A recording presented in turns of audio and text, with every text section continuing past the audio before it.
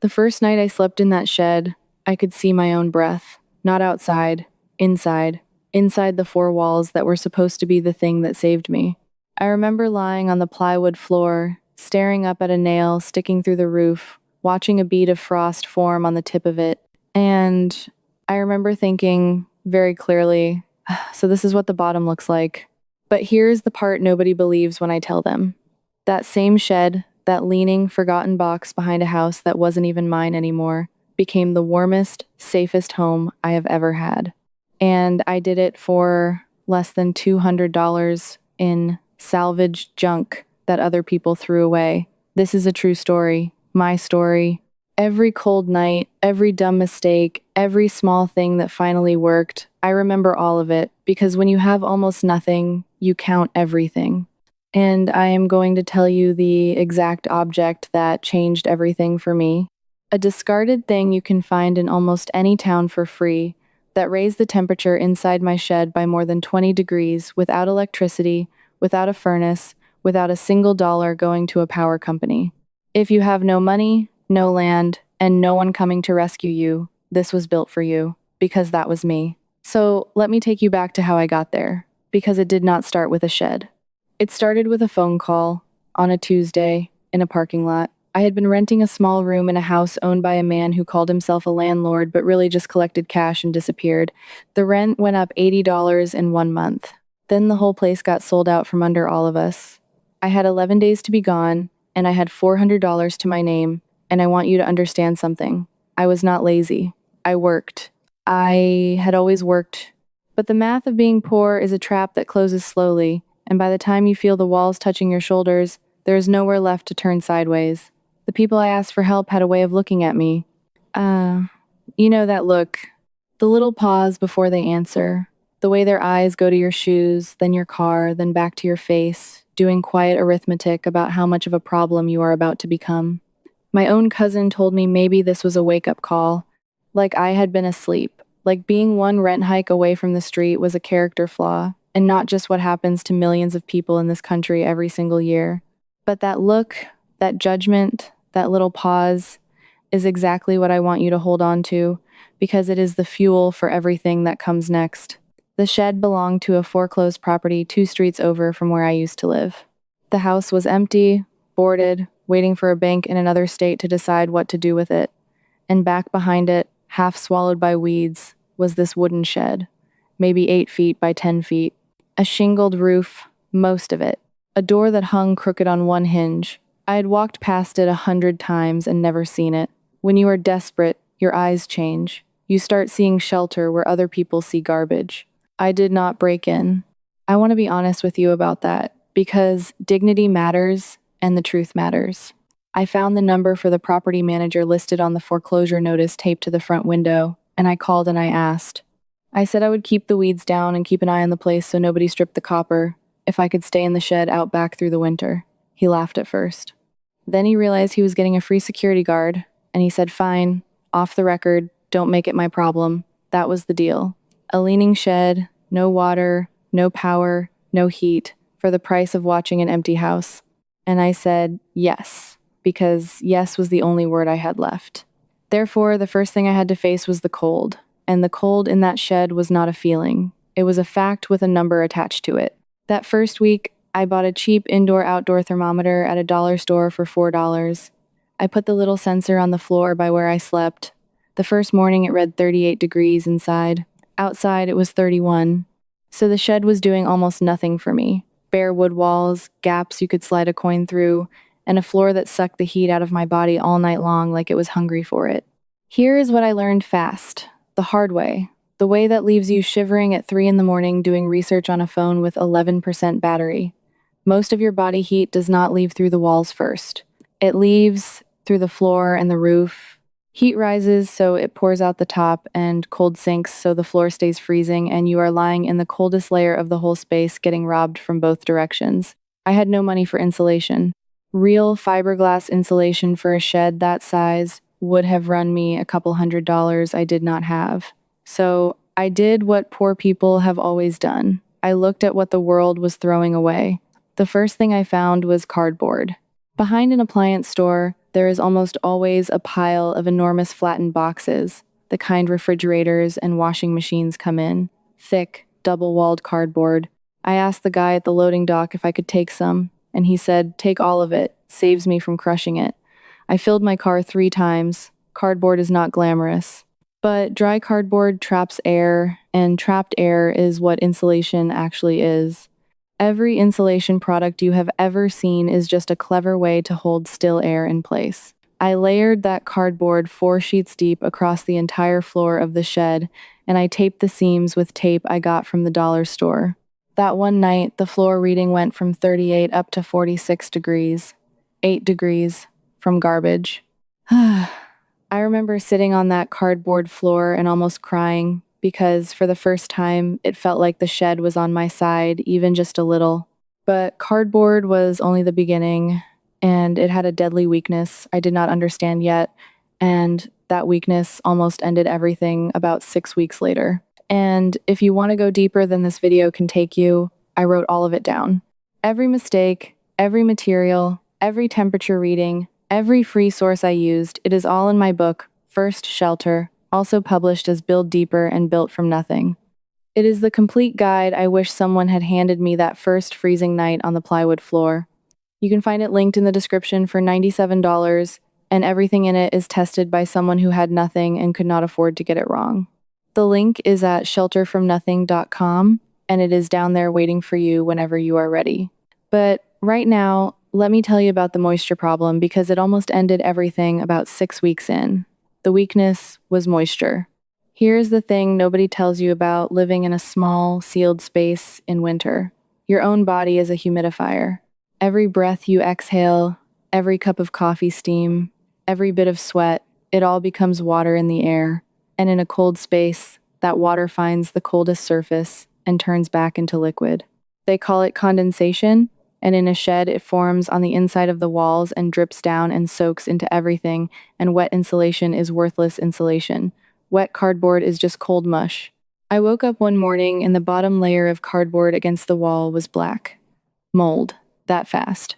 And mold in a space that small that you are breathing all night is not a comfort problem. It is a lungs problem, a get sick and nobody is coming problem. So I had to solve 2 things at once. I had to insulate better, and I had to stop the moisture, and I had to do it with money I still did not have. This is where I found the material that became the backbone of the whole build, and I want you to write this down or remember it, because it is everywhere and most people walk right past it. Rigid foam insulation board, the pink and blue and silver-faced panels you see at construction sites. Here is the secret. Contractors overorder it constantly, and the offcuts, the broken pieces, the panels that got rained on once, all of it gets thrown in the dumpster. I started driving past construction sites and new housing developments on trash day, and I would just ask. I always asked. I would find the foreman and say, "You throwing that foam out, mind if I take it?" Not one single time did anybody say no. Most of them helped me load it. Over 3 weeks, I collected enough rigid foam to line every wall and the ceiling of that shed. If I had bought it new, it would have been close to $300. I paid nothing but gas and the swallowing of my pride to ask. I cut the foam to fit between the wall studs with a bread knife from the thrift store, 50 cents. I pressed each piece in tight. And on the silver-faced pieces, I made sure the shiny side pointed inward, into the room, because that reflective face bounces your body heat and any heat from a candle or a lamp back at you, instead of letting it soak into the wall. The morning after I finished the walls and ceiling, my little thermometer read 58 degrees inside when it was 29 outside. I had nearly doubled the temperature of my home using other people's trash and a 50-cent knife. But I still had the moisture problem, and the answer to that came from the strangest, cheapest place of all, and it is the thing I most want to give you. If you feel like this could never be you, I want to talk directly to you right now. The one watching this thinking, that is fine for her, she must be handy, she must know things, I could never. Listen to me. 6 months before that shed, I did not know what a stud was. I had never held a level. I was not handy. I was just cold and stubborn and unwilling to freeze quietly so that other people would not be inconvenienced by my existence. Everything I am telling you, I learned at night, on a cracked phone, terrified. If I could do it, the person you are right now, exactly as you are, can start this week. And here is the first thing you can start with, for almost nothing. The moisture answer was a vapor barrier, and a vapor barrier is just a layer of plastic that stops the wet air from ever reaching the cold wall. Professionals buy special sheeting. I use clear plastic drop cloths from the dollar store, $3 each, the thin ones painters use. I stapled them over the foam, sealing the warm side of the wall, so my breath and my steam hit the plastic and ran down instead of soaking into everything behind it. And then I did the one thing that mattered most and cost nothing. Every single day, no matter how cold, I cracked the door for 10 minutes and let the wet air swap out for dry air. Ventilation, free. The mold never came back. So that is your starting point if you have nothing. Cardboard for the floor from behind any store, free. Plastic sheeting for a vapor barrier, $3. And 10 minutes of cracking a door. That combination alone will change a freezing metal or wood shelter into something survivable, and it costs less than a fast food meal. You do not need land. You do not need permission from anybody to insulate a space you are already in. You do not need to be handy. You need to be willing to ask for cardboard and swallow the look on the face of the person who hands it to you. Because that look is going to come, and I need to tell you about the day it almost broke me and how it turned into the thing that made me strong instead. By December, I had walls that held heat and a floor that did not steal it. But I still had no heat source, and 58 degrees is survivable. It is not warm. On the coldest nights, the inside dropped into the 40s again, and I was sleeping in every piece of clothing I owned, inside a sleeping bag I bought used for $8, with that mold scare still fresh enough that I was afraid to seal myself in too tight. A woman from the old neighborhood saw me loading foam scraps into my car one afternoon. She did not know my whole situation. She just saw a woman in a beat-up coat hauling garbage panels, and she said, loud enough for me to hear, to the person next to her, "Some people just give up on themselves." Some people just give up on themselves. I sat in my car after that and shook. Not from cold, from shame, and then from something hotter than shame, because I realized she had it exactly backwards. Giving up would have been easy. Giving up is a warm shelter and a bank statement and pretending you earned it. What I was doing, hauling foam out of a dumpster in 29-degree weather so I would not freeze to death, was the opposite of giving up. It was the most refusal to quit thing I had ever done in my life. And I decided right there that I was going to make that shed so warm and so solid that it would be an insult to every person who ever gave me that look. There is a whole machine that profits from people staying stuck, and once you see it, you cannot unsee it. Rents that rise faster than any wage, late fees stacked on late fees, payday loans at interest rates that would make a mobster blush. A system where the cheapest apartment in my town wanted 3 months of rent up front just to hand you a key, which means the people who most need a stable place are the exact people locked out of one. I was not poor because I was foolish. I was poor because being poor is expensive, and the ladder had its bottom rungs sawed off on purpose. So I stopped waiting for the system, and I built my own bottom rung out of a barrel and some scrap.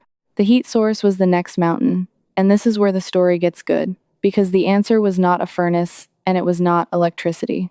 I found a discarded steel drum, a 55-gallon barrel, behind a mechanic's shop. Free, because it was empty and dented and in his way.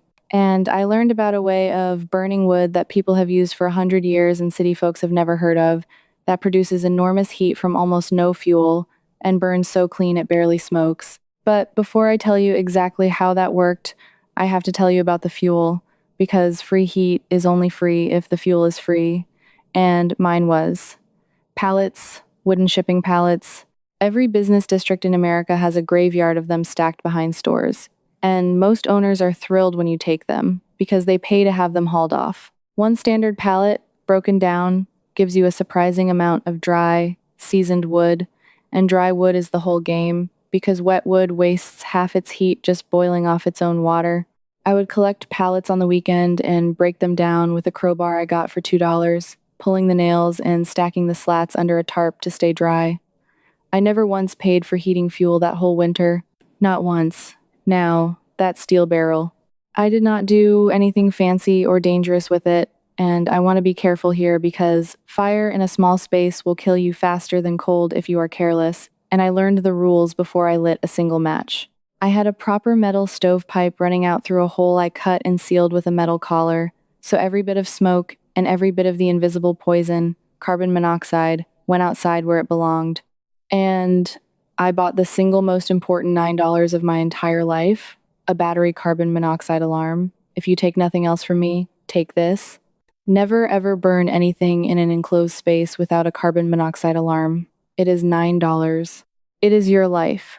There is no negotiating with that gas because you cannot smell it, and it kills you in your sleep feeling warm and drowsy and grateful.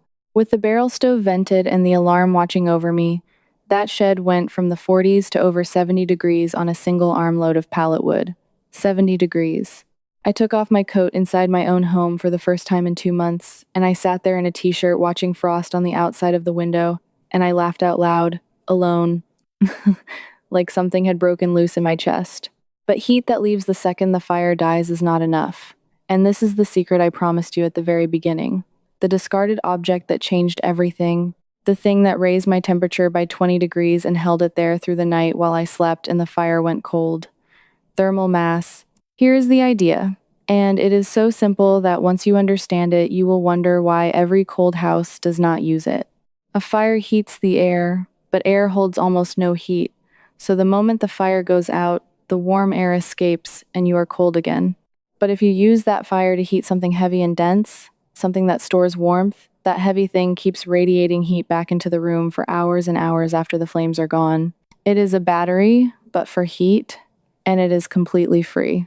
My thermal mass was water in discarded containers. I collected empty 5-gallon jugs, the hard plastic kind, and old glass jars, and I even used cleaned out plastic laundry detergent jugs, all of it free, all of it destined for a landfill. I filled them with water and I stacked them along the wall behind the barrel stove and under the little shelf where I slept. Water holds more heat per pound than almost anything you can get for free. And I painted the jugs I could see through with cheap, flat black paint, $2 at a yard sale, because black absorbs heat, and even the weak winter sun through the window would charge them a little during the day. At night, I would run the barrel stove hot for an hour or two while I ate and got ready to sleep, and all that heat would pour into those jugs of water, then the fire would go out. And here is the number that still amazes me. Before the thermal mass, once the fire died, the shed would drop back into the 40s within 2 hours. After I stacked those water jugs, the shed held above 62 degrees until morning, all night, on no fire at all, because those humble jugs of water were slowly giving back everything the fire had given them. More than 20 degrees of held warmth, from garbage jugs and tap water, and a $2 can of black paint. That is the whole secret.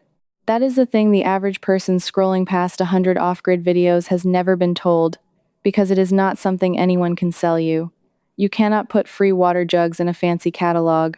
Thermal mass is the oldest heating trick there is. The same reason old stone houses stay cool in summer and warm at dawn. And it works exactly as well in a forgotten shed as it does in a castle. And it costs you nothing but the willingness to carry water. I stacked those jugs and I put my hand against them at 4 in the morning and they were warm, warm like a living thing, warm like the shed was breathing heat back at me. And I understood that I had beaten it. I had beaten the cold and the machine and the woman who said some people give up on themselves and my cousin and the landlord who raised the rent $80 in every look and every pause. I had built a warm home out of the exact things the world had decided were worthless, which was the same thing the world had decided about me. I lived in that shed for 2 winters. By the second one, I had real windows, I had salvaged a proper bed frame from a curb, a little garden in reclaimed buckets, and a temperature that never dropped below 60 degrees, no matter what the weather did outside. And here is something I want you to know, because the system is not all villains. When I finally felt steady enough, I called a number, 211, the national line that connects you to local help. And I want to tell you, it is real and it is free, and you do not have to be at the very bottom to call it. Through the programs they pointed me toward, I eventually got into stable housing of my own, with my name on the lease, a door that was truly mine. But I will tell you the truth, I have never felt as proud in any apartment as I felt in that shed the night I put my hand on a warm jug of water and knew I had saved my own life with things nobody else wanted. Because here is what that shed taught me, and it is the whole reason I am telling you any of this. You are not worthless because the world threw you away. That foam was not worthless. That barrel was not worthless. That cardboard, those pallets, those water jugs, none of it was worthless. It was just waiting for someone desperate enough and stubborn enough to see what it could still become. And so are you. If you are the kind of person who refuses to be written off, who would rather haul foam out of a dumpster in the freezing cold than quietly disappear, then you already have the only thing that actually matters, and no landlord and no cousin and no stranger in a parking lot can take it from you. So tell me one thing, and I mean this, actually type it out because I read these, and this old machine only shows me your words if you leave them. What is the one object near you right now? The one thing everybody else calls garbage that you are looking at differently after hearing this? Is it a pile of pallets behind a store? Is it that stack of foam at a job site? Tell me what you would build first, and tell me where you are watching from, because there is somebody in your same town who needs to hear that they are not the only one. And if any part of this reached the part of you that is tired of being counted out, stay with me, subscribe, and become part of this. Because we are a whole quiet army of people rebuilding a home and our dignity out of nothing, and we do not leave each other in the cold. My next story is about a woman who turned an abandoned camper that everyone said was too far gone into something worth more than the house it was parked behind, and I found the one part she fixed first that changed everything, and I cannot wait to tell you. Because nobody is coming to save us. But it turns out, with a barrel and some water jugs in each other, we were never as helpless as they wanted us to believe. I'm still here with you, and I want to show you the rest. Inside the shelter builders, I walk you through the salvaged heater build, part by part, picking up right where I just stopped. Ask me your own question, and a real person, me, answers you myself. You're not doing this alone. Just point your phone's camera at the code on the screen. Cancel anytime, one click, no risk. Now, let me show you how just $500 turned a simple trailer into a warm, safe home for a struggling mother and her child. It's starting right here, and I think it'll truly move you.